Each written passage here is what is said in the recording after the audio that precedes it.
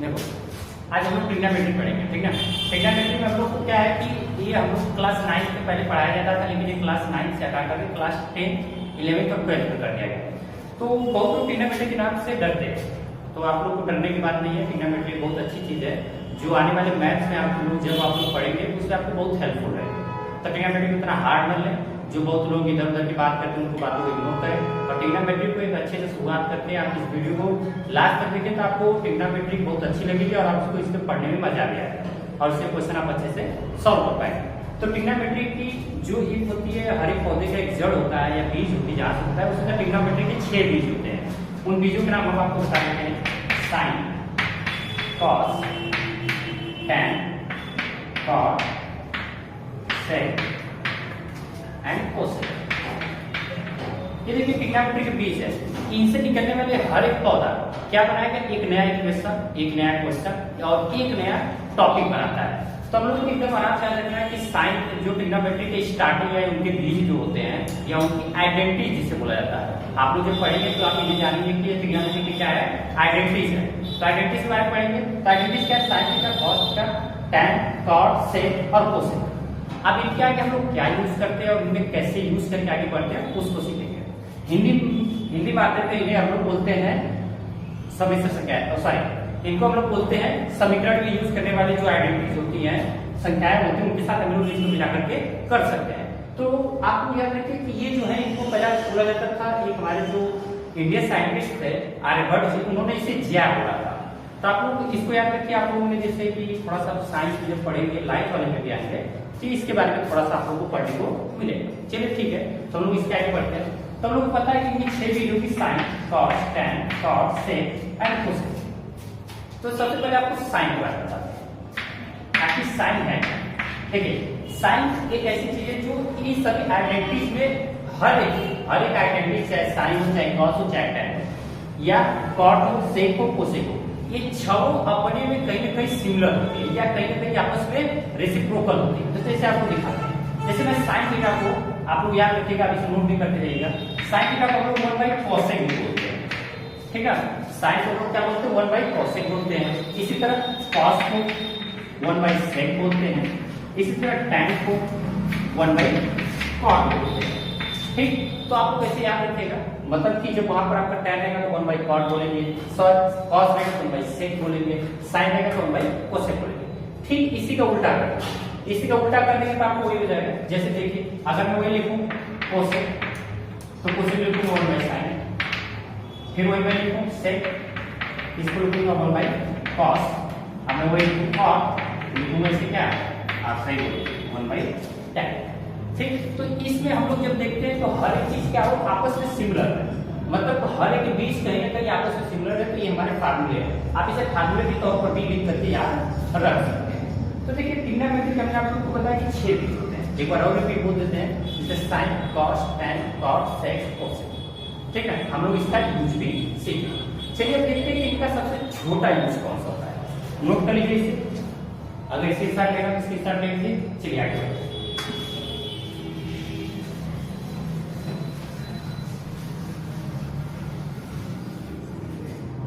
अच्छा, आपने तो पाइथागोरस थ्योरम पढ़ा ही होगा। ये क्या हमारा राइट एंगल ट्रायंगल, जिसे समकोण बोलते हैं, ठीक है। समकोण बोलते हैं, ये पाइथागोरस थ्योरम में आता है, ठीक ना। पाइथागोरस थ्योरम में जिसे ये होता है 90 डिग्री का, ये 90 डिग्री का होता है। तो पाइथागोरस थ्योरम में पहले उससे जाने से पहले थोड़ा सा लोग बेसिक चीज जानते हैं, ठीक ना। बेसिक चीज ये है कि इसको हम लोग क्या बोलते हैं, समकोण त्रिभुज, राइट एंगल ट्रायंगल, ठीक ना। राइट एंगल ट्रायंगल बोलते हैं। और इसमें राइट एंगल ट्रायंगल या समकोण त्रिभुज किसे बोलते हैं, जिसकी एक कोण, जिसका एक कोण या एक एंगल कितने का, 90 डिग्री का, मतलब 90 डिग्री का, ठीक ना। तब हम लोग क्या कर लेते हैं, ये हो गया सॉरी। अब जैसे इसमें कर लेंगे तो इसको हम लोग देखते हैं। मैंने कर दिया साइन, तो साइन को बोला जाता है, अगर आप लोग को इंग्लिश पढ़ना है तो हम दोनों बताते जाएंगे। साइन को लोग क्या बोलते हैं, लंब बटे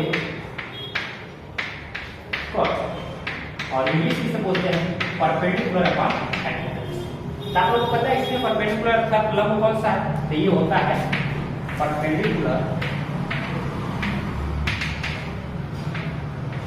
और इसे बोलते हैं लंब, और ये होता है बेस, इसको बोलते हैं आधार,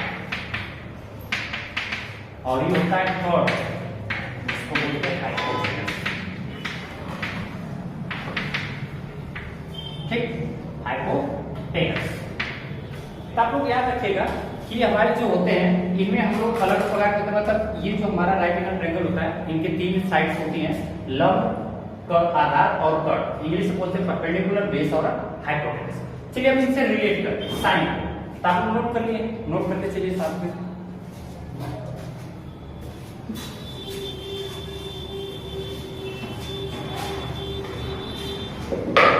चलिए पहली बात हम लोग ने किया साइन।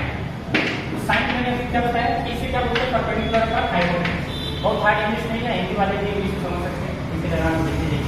इसको क्या बोलते हैं, परपेंडिकुलर पर हाइपोटेनस, इसे परपेंडिकुलर बोलते हैं, इसे बेस बोलते हैं, इसे हाइपोटेनस। मतलब कहने का मतलब है कि इसके ऊपर ये, तो अगर मैं कोई अगर वैल्यू दे दूं या कोई वैल्यू दे दूं, तो अगर मैंने यहाँ कोई वैल्यू दे दिया तो आप यहाँ रख देंगे, ठीक है, सीधा रख देगा। इसी तरह कॉस को बोलते हैं, कॉस को बोलते हैं बेस अपॉन हाइपोटेनस। टैन को बोलते हैं, टैन को बोलते हैं परपेंडिकुलर अपॉन बेस। कॉट को बोलते हैं बेस अपॉन परपेंडिकुलर। इसी तरह सेक को बोलते हैं हाइपोटेनस अपॉन बेस, और कोसेक को बोलते हैं हाइपोटेनस अपॉन परपेंडिकुलर। याद रखिए एक नॉर्मल चीज है, इनको हम लोग साइन से इसको हम लोग पहले पढ़े होंगे या आपने पढ़ा होगा, अगर नहीं पढ़ा तो आप लोग जान लीजिए।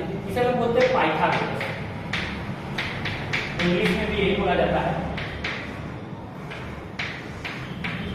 पाइथागोरस प्रमेय, इंग्लिश में बोलते हैं पाइथागोरस थ्योरम, ठीक है।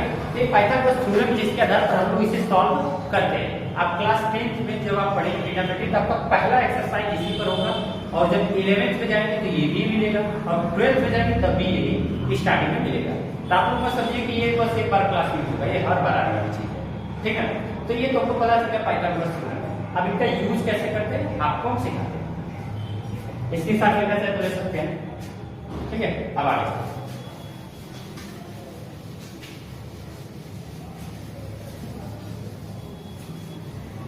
चलिए, जैसे मैंने कर दिया साइन थीटा बराबर, मैंने कोई एंगल ले लिया, साइन थीटा बराबर 2/4, और मैंने बना के फटाक से एक राइट एंगल ट्रायंगल बनाया। मैंने कर दिया इसे थीटा हो गया, तो यहाँ से हो गया साइन, साइन थीटा बराबर कितना 2/4, ठीक है। अब 2/4 मैंने अभी क्या बताया कि इसका क्या मतलब होता है, ऊपर वाले का होता है परपेंडिकुलर और नीचे वाले का क्या होता है हाइपोटेनस। तो हमने अभी देखा तो परपेंडिकुलर क्या है 2 है, तो ये परपेंडिकुलर होता है, इसको रख देंगे 2। हाइपोटेनस कितना होता है 4, तो यहाँ रख देंगे 4, ठीक। मतलब ये परपेंडिकुलर 2 हो गया, हाइपोटेनस कितना हो गया 4 हो गया। तब इसी के आधार पर आपको क्वेश्चन दे देगा और पूछेगा कि cos थीटा की वैल्यू बताइए, tan थीटा की वैल्यू बताइए, तब आराम से निकालेंगे। तो आपको क्या करना है, पाइथागोरस थ्योरम अच्छे से पता होना चाहिए। तो पाइथागोरस थ्योरम के बारे में चलते हैं। पाइथागोरस थ्योरम अगर है क्या, मैं इसके ऊपर बात तो कर दी। पाइथागोरस प्रमेय देखो, ये होता है कॉर्ड का स्क्वायर, लंब का स्क्वायर, आधार का स्क्वायर, ठीक। मतलब कर्ण का स्क्वायर, लंब का स्क्वायर, आधार का स्क्वायर, ठीक।